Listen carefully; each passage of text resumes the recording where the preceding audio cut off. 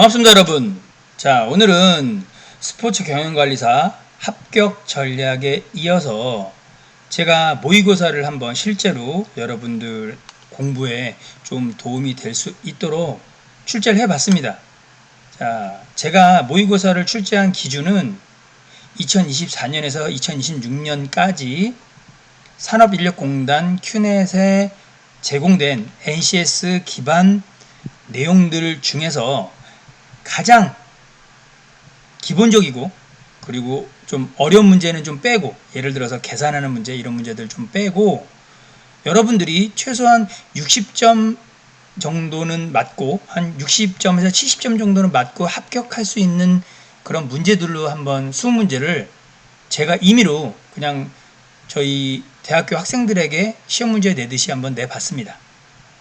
그래서 여러분들이 특히 실기고사, 서술형, 필답형 문제들은 많이 풀어보시는 게 유리하겠죠. 왜? 서술형이니까. 그래서 여러분들에게 이렇게 제 유튜브를 통해서 무료로 여러분들이 좀 학습하는 데 도움이 되실 수 있게끔 제공을 하니까 여러분들이 한번 보시고 시험에 딱 합격하시길 바랍니다. 자, 그러면 본격적으로 바로 시작해 보도록 하겠습니다. 첫 번째, 스포츠 제품 수명 주기에 대한 개념과 4가지 단계를 기술하시오. 자, 답은 스포츠 제품 수명 주기란 제품의 첫 탄생 시점에서 제품이 사라질 때까지의 주기를 의미합니다. 그래서 첫 번째, 도입기는 어떤 제품이 처음으로 개발되어 시장에 출시되는 단계입니다. 이 단계는 초기 투자 비용이 높아서 적자 상태가 이어지는 시기로 이 시기를 극복하기 위한 판매 촉진 전략이 일어나는 단계입니다. 두 번째, 성장기로 수요가 발생하여 이익이 실현되는 단계입니다. 이 단계에는 경쟁사들이 늘어나 경쟁이 본격적으로 시작되다 보니 집중적 유통 판매 전략이 필요한 그러한 단계입니다. 자, 세 번째는 성숙기로 성장기를 지나서 판매가 둔화되는 단계입니다. 이 단계는 새로운 고객 창출이 어려워 기존의 경쟁사 고객을 뺏어오는, 유치하는 전략이 필요한 단계죠. 자, 마지막 네 번째는 쇠퇴기예요. 어떤 제품의 출시가 오래됐어. 그래서 제품의 가치가 이제 소멸되는, 사라지는 단계입니다. 이 단계는 적극적인 촉진 활동보다는 기본적인 최소한의 홍보로 유지해서 적자 시점이 도래하면 즉시 생산을 중단하는 단계가 되겠습니다. 첫 번째 문제의 답이었습니다. 자, 두 번째 문제로 넘어가 볼게요. 어떤 제품의 5가지 요소를 적고 설명하시오. 자, 제품은 5가지 요소로 설명을 하고 있습니다. 이론에서는. 첫 번째, 핵심 제품. 핵심 제품 구매를 통해서 소비자가 원하는 서비스 또는 제품의 구입의 이점 등 실질적인 핵심 요소를 말합니다. 두 번째, 실제 제품이 있어요. 소비자가 돈이나 가치를 지불하고 실제로 구매하는 제품을 말합니다. 세 번째, 기대 제품이 있습니다. 소비자가 제품 구매를 통해서 나타나는 기대로 즐거움, 편익 등의 부수적인 기대를 말합니다. 자, 네 번째 제품은 확장 제품이에요. 실제 제품에서 받게 되는 서비스나 부가적인 확대된 서비스 등을 의미합니다. 다섯 번째, 잠재 제품. 당장은 아니에요. 하지만 미래에 보다 다양하고 확장된 제품이나 서비스와 차별화된 디자인, 브랜드, 로고 등이 있을 수 있습니다. 자, 세 번째 문제로 넘어와 봤습니다. 스포츠 용품 개발 과정을 순서대로 서술하시오. 자, 스포츠 용품을 개발해요. 어떤 농구화가 됐든 조깅화가 됐든 테니스화가 됐든 이런 어떤 특정 용품을 개발하는 순서를 얘기하는 겁니다. 그 첫 번째, 아이디어 도출. 특정 용품에 대한 소비자의 새로운 요구를 이해하는 단계예요. 그래서 기존 용품을 개선하거나 새롭게 용품을 제작하기 위해 아이디어를 도출하는 과정을 이야기합니다. 두 번째, 용품 선정. 도출된 아이디어를 바탕으로 용품의 기본적인 개념과 도구를 잡고 생산 적합성, 재무 타당성 이런 기초 조사를 한 후에 제작할 용품을 선정하는 과정입니다. 세 번째, 실행 가능성 분석. 실행 가능성이 높은 아이디어 제품을 선정하기 위한 과정입니다. 네 번째, 용품 개발. 도출되어 분석된 아이디어 제품을 생산 제품으로 현실화하는 과정을 이야기하죠. 다섯 번째, 시장 테스트. 실패 위험 요소를 분석하기 위한 단계로 일부 시장, 전체 시장이 아닌 일부 시장을 선정해서 제품의 적합성을 테스트하는 과정이에요. 자, 끝으로 여섯 번째, 실행. 최종 테스트를 통해서 얻은 제품을 실제로 생산하는 과정을 거칩니다. 그렇게 6단계로 걸쳐져입니다. 1단계 아이디어 도출, 2단계 용품 선정, 3번째 실행 가능성 분석, 4번째 용품 개발, 5번째 시장 테스트, 6번째 실행입니다. 자, 4번째 문제로 넘어가 볼게요. 스포츠 시설의 개념과 스포츠 시설 경영 방법을 기술하시오. 스포츠 시설은 스포츠 활동에 필요한 공간이죠. 그죠? 어떤 스페이스를 제공하는 거죠. 그래서 운동을 통해서 건강과 즐거움을 추구하는 공간이 바로 스포츠 시설입니다. 스포츠 시설의 정의로는 운동에 필요한 물적인 여러 가지 조건을 인공적으로 정비한 시설과 용기구 및 용품을 포함한 조형물로 정의하고 있습니다. 그리고 스포츠 시설 경영 방법은 직접 경영 방식과 간접 경영 방식이 있는데, 직접 경영은 스포츠 시설의 소유자와 관리자가 동일한 경우이고요. 간접 경영은 소유자가 아닌 다른 사람에게 위탁 경영, 임대 경영의 형태로 운영되는 방법을 이야기합니다. 5번째 문제입니다. 스포츠 시설 내부 집기 및 비품의 표준 규격 조건을 쓰시오. 이건 단답형이에요. 그래서 기능성, 경제성, 경쟁성, 시장성, 최신성입니다. 5가지. 시설 내부 집기 및 비품을 표준 규격. 이 조건이 있을 거 아니에요. 어떤 조건으로 스포츠시설의 내부 집기나 비품을 구매하고 설치를 하는지. 기능성, 경제성, 경쟁성, 시장성, 최신성 5가지입니다. 자, 6번째.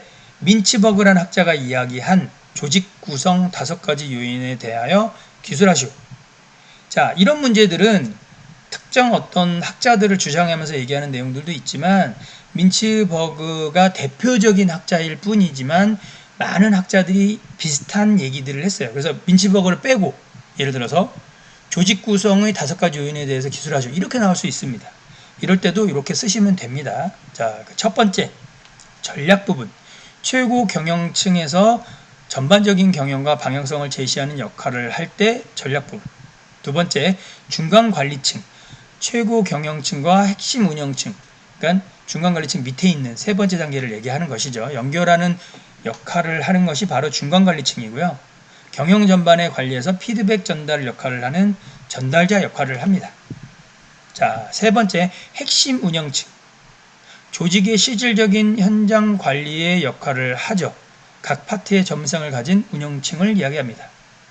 4번째, 기술 전문가, 경영 평가, 경영 분석, 생산 계획, 인력 개발, 전략 수립 등 조직의 표준화 시스템 구축 역할을 하는 것이 바로 기술 전문가입니다. 자, 끝으로 5번째, 지원 스태프. 이런 앞서 얘기한 모든 그런 최고의 CEO들 뿐만이 아니고 그 밑에 기술 전문가까지 지원하는 지원 스태프를 얘기하는데요. 노사관계, 대외관계, 법률고문, 임금관리, 인사관리, 사무관리, 구내식당 등등 그 경영을 전반적으로 지원하는 지원 세력을 지원 스태프라고 이야기합니다. 그래서 5가지 요인, 전략 부분, 중간관리층, 핵심 운영층, 기술 전문가, 지원 스태프 5가지 요인입니다. 7번째, 매슬로우의 욕구 5단계 이론을 적어보시오. 단답형이에요. 자, 매슬로우의 욕구 이론은 사실 사회심리학이죠. 자, 그런데 경영에서도 나와요. 왜? 사람들 소비자들의 니즈를 파악해야 되고 욕구를 분석하는 것도 경영의 하나의 측면이기 때문에 매슬로우의 욕구 위계 단계 이런 것들 5단계 상당히 많이 나옵니다. 첫 번째, 생리적 욕구. 그렇죠. 화장실 가고 싶고 밥 먹고 싶고 이런 생리적 욕구. 두 번째, 안전 욕구. 안전하고 싶잖아요. 사람이라면. 세 번째, 사회적인 욕구. 사회원으로서 구성하고 어떤 소속이 돼서 역할을 하고 싶은 게 사회적 욕구죠. 자, 네 번째는 존경 욕구. 존경받고 싶고. 그리고 마지막 다섯 번째, 자아실현 욕구예요. 그래서 뭔가 내가 꿈을, 비전을 이루려고 하는 그런 것을 얘기하는 것이죠. 그래서 이 5개 단계를 이야기합니다. 1단계 생리적, 2단계 안전, 세 번째 사회적, 네 번째 존경, 다섯 번째 자아실현, 다섯 가지 단계입니다. 여덟 번째 문제로 넘어와 볼게요. 스포츠 마케팅 STP에 대하여 기술하시오. STP가 뭐냐? 되게 이게 스포츠 경영을 전공한 사람들은 그냥 STP 그냥 뭐 입에 달고 사는데 일반 분들은 모를 수 있죠. 자, STP는 세분화, 표적화, 위치화 이 세 가지를 얘기하는 겁니다. 그래서 이 세 가지는 마케팅 측면에서 매우 유용한 기술로 정확한 표적 시장을 잡기 위해 시장을 나누고 그리고 차별화하는 전략입니다. 이게 뭉뚱그려서 운동화 이러면 되게 포괄적이잖아요. 요즘 사람들은 뭐 농구할 땐 농구화, 축구할 땐 축구화, 조깅할 땐 조깅화, 등산할 땐 등산화 이렇게 차별화되어 있는 그런 것들을 내가 등산화를 개발해서 판매하려고 하는데 등산을 안 한 사람에게 마케팅을 해. 이게 판매가 될까 안 될까요? 안 되겠죠. 그런 것들을 얘기하는 겁니다. 그래서 첫 번째 세분화, 세그먼트. 이거는 전체 시장에서 시장을 세분화하는 단계로 보다 세밀한 이해가 가능한 그런 내용을 이야기합니다. 두 번째 표적화,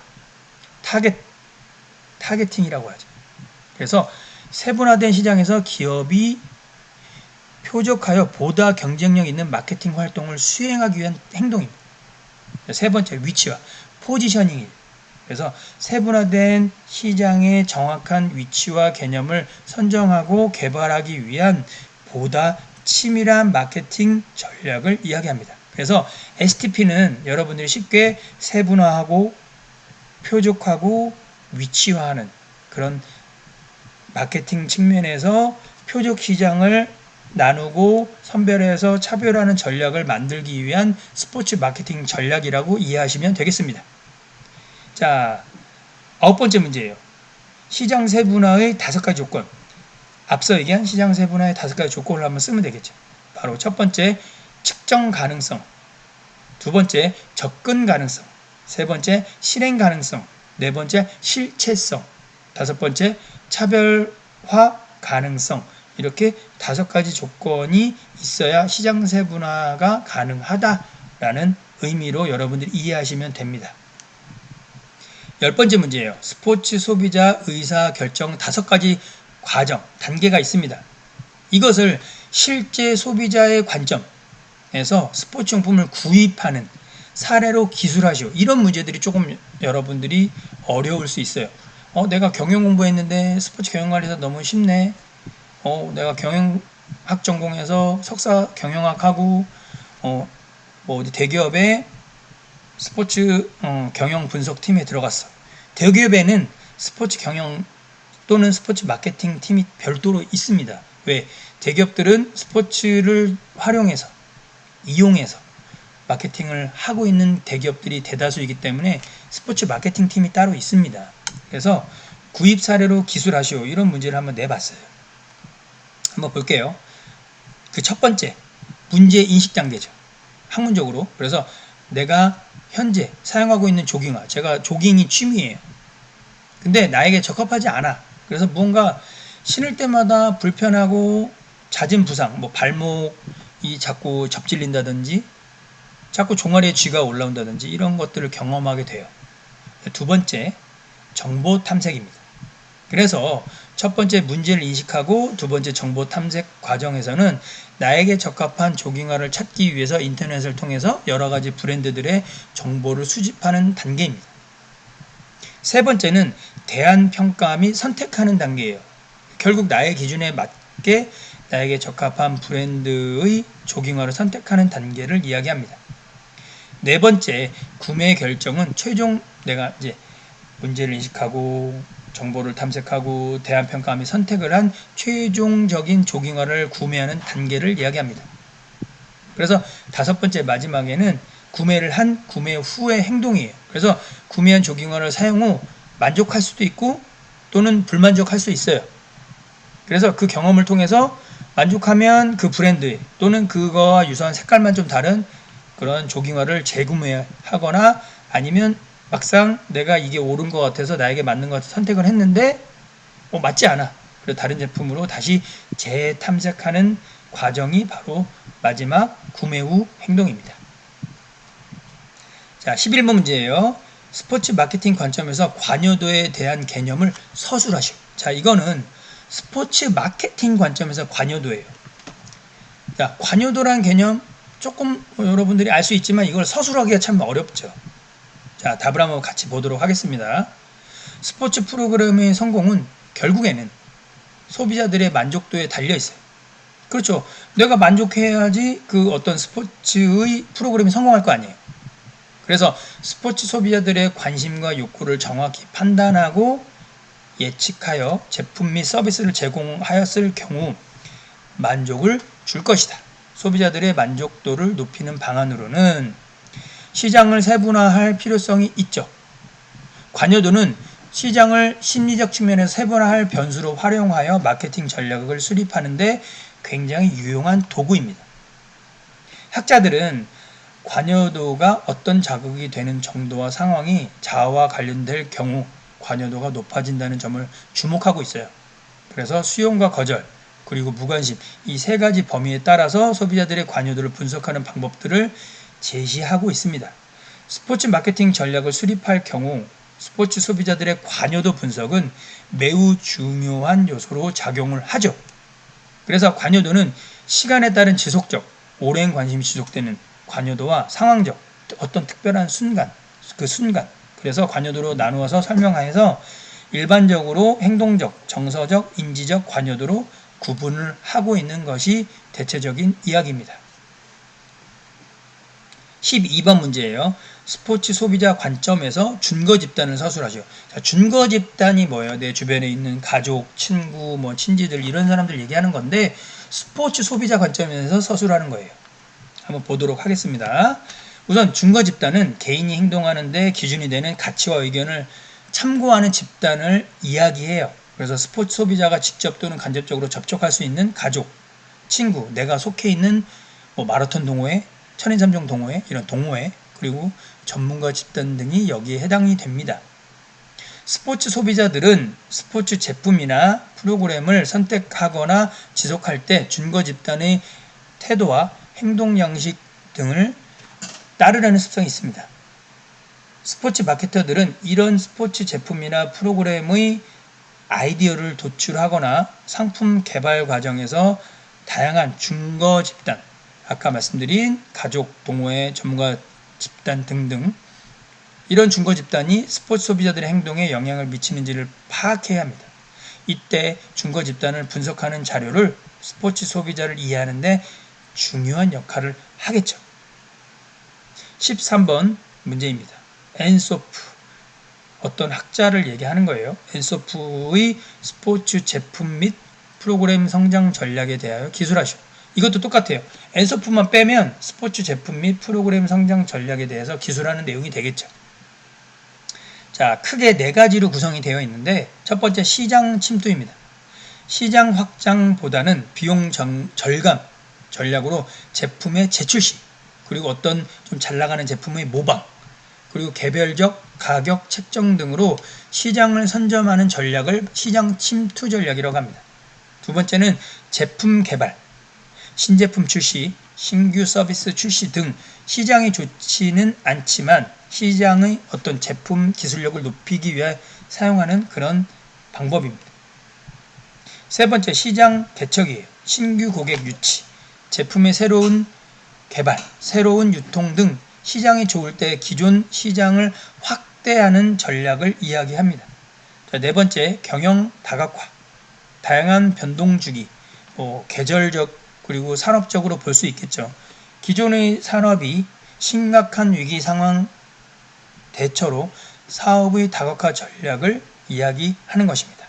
그래서 첫 번째 시장 침투, 두 번째 제품 개발, 세 번째 시장 개척, 네 번째 경영의 다각화입니다. 14번 문제예요. 스포츠 상품 개발 과정에 필요한 환경 분석 4가지 요소를 기술하시오. 볼게요. 첫 번째 시장성입니다. 시장에서 제품이나 서비스가 얼마나 팔 수 있는지 수요 조사를 분석하는 그런 요소이죠. 두 번째, 기술성입니다. 상품이나 서비스의 생산과 판매에 소요되는 기술의 타당성 및 원가 분석을 이야기합니다. 세 번째, 수익성이에요. 상품이나 서비스의 매출 계획과 비용 계획을 바탕으로 자금 수지 계획과 이익 산출 분석을 하는 것을 이야기하고요. 네 번째, 경제성이에요. 전체 순익 분기점, 순현재 가치법 이런 기법들을 동원해서 경제성을 분석하는 것을 이야기합니다. 15번 문제예요. 스포츠 마케팅 4P 가격 요소를 설명하고 4P가 있죠. 유통, 촉진, 가격, 그죠? 이런 4가지의 구성 요소 중에 그 중에서도 가격 요소를 설명하고 심리적 가격을 결정하는 가격의 종류까지 기술하시오. 첫 번째, 자 볼게요.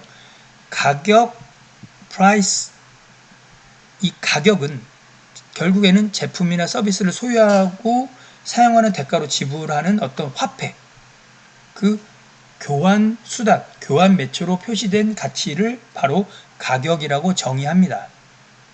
자, 그렇다면 심리적 가격을 결정하는 종류로는 첫 번째, 단수 가격은 가격 차이는 크게 나지 않지만 소비자들의 심리적으로 느끼는 가격의 차이로 판매량의 변화가 발생하는 가격입니다. 단수 가격. 자, 두 번째는 명성 가격이에요. 가격이 높으면 품질이 좋을 것이라는 생각, 그 소비 심리를 이용하는 고가격 전략입니다. 세 번째, 촉진 가격은 정상적인 가격보다는 낮거나 원가 이하로 고객을 유치하는 방법을 촉진 가격. 자, 네 번째, 가격 층화 가격은 소비자들은 큰 차이가 있을 경우에만 이를 인식하게 된다고 판단해서 제품 계열의 한정된 수의 가격만 설정하는 방법을 이야기합니다. 다섯 번째, 관습 가격이 있습니다. 관습 가격은 일상적으로 사용하는 제품이나 서비스의 경우 어느 정도 가격이 확정되어 있어서 원가가 증가하더라도 가격 인상이 어려워 함량 또는 품질 수준으로 가격을 조절하는. 그러니까 가격은 그냥 그대로 가는데 이제 가격 인상이 좀 어렵잖아요. 우리가 흔히 쓰고 있는 치약, 과자 이런 것들, 생필품들 얘기하는 거죠.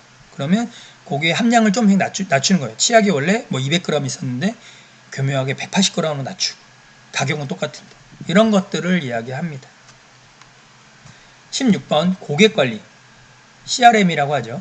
CRM은 개념과 특징을 서술하시오. 자, CRM은 뭐예요? 자, 커스터머, 고객, 그 다음에 릴리전십, 관계, 매니지먼트, 경영을 이야기합니다. 그래서 CRM의 개념과 특징을 한번 서술하자면 CRM은 고객에 대한 정확한 이해를 바탕으로 고객이 원하는 상품 및 서비스를 지속적으로 제공해서 고객을 오랜 동안 유치시키고 고객의 평생가치, LTV라고 합니다. 평생가치를 극대화해서 수익성을 높이는 고객관리 시스템을 이야기합니다. 고객관리의 특징을 살펴보면 첫 번째, 장기적이고 지속가능한 이윤을 추구해야 되겠죠. 두 번째, 철저히 고객 지향적인 관점에서 관리를 해야 됩니다. 생산자 중심이 아니고 고객 중심으로 경영을 해야 되겠죠. 세 번째, 고객에 대한 상세한 데이터베이스를 구축해야 되겠죠. 내가 내 제품을 판매할 고객에 대한 고객의 어떤 그 니즈를 잘 파악하고 데이터를 갖고 있어야 되겠죠. 네 번째, 고객 개개인의 대상으로 하는 1대1 마케팅으로 쌍방향 커뮤니케이션을 해야 돼요. 다섯 번째, 기업 내부 전체를 통한 통합적인 프로세스가 필요합니다. 17번 문제로 넘어가 볼게요. 스포츠 산업의 개념과 특성에 대해서 서술하시오. 자, 이런 문제는 좀 쉬운 문제이긴 한데 이런 문제가 만약에 나왔다 그러면 여러분들이 이거는 아주 기가 막히게 쫙 예쁘게 서술을 잘 해서 다 점수를 받아야 되겠죠. 한번 볼게요. 스포츠 산업은 스포츠와 관련된 재화 및 서비스를 바탕으로 부가가치를 창출하는 산업으로 여러 가지 산업과 융합이 가능해요. 그런 특징을 가지고 있어 미래 성장 산업으로 분류가 되고 있습니다. 우리나라보다 훨씬 GDP라든지 이런 경제 규모가 높은 미국에서는 스포츠가 항상 톱 10 안에 드는 성장 산업, 블루오션 산업으로 분류가 되고 있습니다. 그래서 스포츠 산업의 특성을 살펴보면 첫 번째, 공간 및 입지 중시형 산업으로 접근성과 시설 및 행사의 규모가 매우 중요한 산업입니다.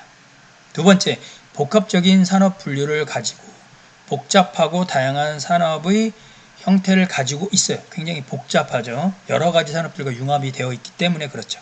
세 번째, 시간 소비형 산업으로 직접 참여와 관람 참여 등 다양한 형태의 시간을 소비하는 형태로 이루어져 있죠. 내가 축구를 하느냐, 내가 축구를 보느냐. 근데 축구를 해도 축구를 봐도 시간은 흘러가죠. 네 번째, 오락성이 강해서 재미를 중요하게 여기고 소비재 산업으로 소비 패턴이 굉장히 다양하죠. 다섯 번째, 건강과 감동이 있는 산업으로 육체적, 정신적으로 모두 만족감을 줄 수 있는 특이한 산업이에요. 보통 육체적으로 만족을 하거나 정신적으로 만족하거나 이런데 이 두 가지를 줄 수 있는 그렇게 많지 않은 되게 흔하지 않은 그런 산업이죠. 18번 문제예요. 스포츠 산업 수학 분석의 4가지 핵심 전략을 기술하시오. 자, 수학 분석은 경영이나 스포츠 경영이나 이런 것들을 학습해 보신 분들은 쉽게 이해하실 텐데 바로 크게 두 가지로 분리해요. 내부 환경과 외부 환경. 그래서 내부 환경은 내부의 강점과 약점, 그리고 외부는 기회와 위협을 분석해서 이런 것들을 마케팅 전략으로 활용하는 전략입니다. 자, 그래서 첫 번째 S, 즉 강점, 그리고 O, 기회를 합친, 그래요. 내부 환경과 외부 환경 중에서 강점과 기회를 합친 것을 공격 전략이라고 하는데 내부의 강점과 외부의 기회 요인들을 활용하는 공격적 전략을 이야기합니다. 두 번째는 ST예요. 그래서 내부적으로는 강하지만 외부적으로는 위협이 있는. 그래서 다각화 전략은 내부의 강점은 최대화하고 외부의 위협은 최소화하는 이런 것들을 다각화하는 전략입니다. 자, 세 번째, 약점과 기회, 즉 안정 전략인데요. 내부의 약점은 최소화하고 기회는 최대로 살리는, 아까 두 번째 전략과 거꾸로죠. 반대로 돼 있는 그런 전략이죠. 네 번째, WT, 둘 다 안 좋은 거죠. 약점과 위협 있으면 방어 전략을 펼쳐야 되겠죠. 그래서 방어 전략은 내부의 약점과 외부의 위협이 되는 요소를 최소화하는 방어적인 전략을 이야기합니다. 19번, MVC 마케팅의 개념과 대처 방안에 대해서 서술하시오. MVC가 뭐예요? 바로 매복이라는 뜻입니다. 예전 과거에 군에서 유래된 그런 어원이에요. 그래서 MVC 마케팅은 공식 스폰서가 아닌 기업이 공식 스폰서 기업인 것처럼 대중을 현혹시켜서 자사의 이익을 목적으로 이루어지는 마케팅 활동을 이야기합니다. 그래서 예를 들어서 요번에 이제 최근에 이제 곧 파리올림픽이 있는데 파리올림픽에 MVC 마케팅 저지하기 위한 왜 돈을 많이 준 그런 공식 스폰서들이 피해를 보잖아요. 그래서 시대 변화에 따라 그 형태가 더욱 다양해지고 있는 공식 스폰서보다 더 높은 수익과 마케팅 효과를 얻고 있어서 대처 방안에 대한 노력이 활발히 이루어지고 있습니다. 최근 대처 방안으로는 법과 제도를 더 강화하는 거, 더 세게 하는 거죠. 그리고 공식 스폰서 기업이 충분히 마케팅을 할 수 있도록 기간을 더 늘려주는 거예요. 올림픽 기간에만 하는 게 아니고 한참 전부터 그런 어떤 기간과 권한을 더 강화하는 방향으로 프로그램을 개발해서 MBC 마케팅에 대한 감시와 규제가 점차 날로 강화되고 있는 그런 실정입니다. 아직까지 솔직히 말씀드려서 MBC 마케팅에 대한 그게 왜 이 표현이 적절할지는 제가 모르겠지만 법보다 주먹이 가까이 있다? 전 이걸로 되게 학생들한테 강의할 때 많이 얘기하는데 법은 좀 이게 복잡하고 멀리 있잖아요. 근데 주먹은 가까이 있잖아요. 그런 느낌이죠. 그래서 MBC 마케팅을 저지하기 위해서 굉장히 많은 고심들을 그런 기관들이 하고 있습니다. 자, 마지막 제가 모의고사로 만든 수업 20번 문제입니다. 스폰서와 스포츠의 특성에 대해서 서술하시오. 자, 스폰서 기업은 스포츠와 스포츠 이벤트 등을 통해서 스폰서십에 참여하라고 합니다. 그렇겠죠. 그래서 스포츠가 가지고 있는 특성으로 인해서 투자 대비 높은 마케팅 효과로 인하여 기업의 이미지 제고와 함께 기업의 이윤으로 이어지기 때문입니다. 스폰서를 긍정적인 스포츠 특성을 살펴보면 첫 번째 스포츠의 강함, 그리고 부드러움, 아름다움, 그리고 화려함. 각 종목별로 예를 들어서 보디빌딩은 강함, 부드러움, 아름다움 이런 것들은 체조, 그죠? 이런 것들이 소비자들에게 뭘 줘요? 큰 감동을 선사하고 이는 기업 이미지에 긍정적인 역할을 합니다. 자, 두 번째, 스포츠는 경쟁을 통해서 우열을 가리고 승자는 패자에 비해서 상대적으로 좋은 이미지를 가지고 갈 수 있어서 승자를 통한 강한 기업의 이미지를 추구하고 부각시키려고 합니다. 세 번째, 스포츠는 전 세계 모든 국가와 사람들이 좋아하기 때문에 전 세계적인 마케팅이 가능합니다. 스포츠를 싫어하는 사람이 없어요. 어린 아이들부터 할아버지 할머니들까지 다 좋아합니다. 그래서 모든 연령층, 정말 남녀노소를 불문하고 스포츠를 통해서 전 세계적인 마케팅이 가능하죠. 네 번째, 스포츠에 관심 있는 대중들을 한 곳으로 집중시키는 속성이 있어서 기업의 효과적인 마케팅, 아주 집중시켜서 고도의 집중, 세분화된 이런 속성을 가지고 효과적인 마케팅의 활동에 써먹을 수가 있는 것이죠. 다섯 번째, 스포츠 산업은 지속적으로 발전하고 있죠. 아직까지 스포츠를 대처할 다른 어떤 효과적인 기업 커뮤니케이션 도구가 발견되지 못했어요. 개발되지 못했어요. 그래서 그런 어떤 스포츠와 다른, 스포츠보다 더 좋은 어떤 것이 생겨나기 전까지는 결국에는 스포츠는 결국 발전 가능성이 매우 높습니다.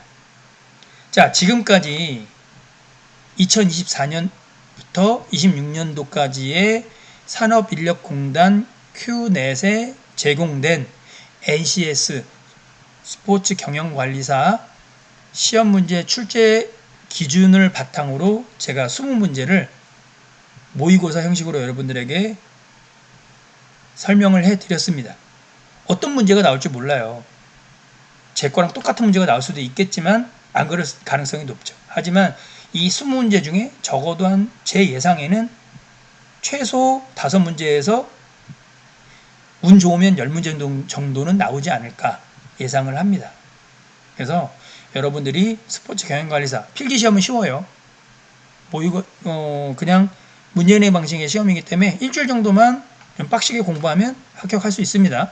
하지만 실기시험은 서술형이고 범위가 넓기 때문에 여러분들이 잘 준비를 하셔야 되는데 제가 앞선 스포츠 경영관리사 합격 전략 영상에도 설명드렸듯이 꼭 빈칸은 남기시면 안 돼요.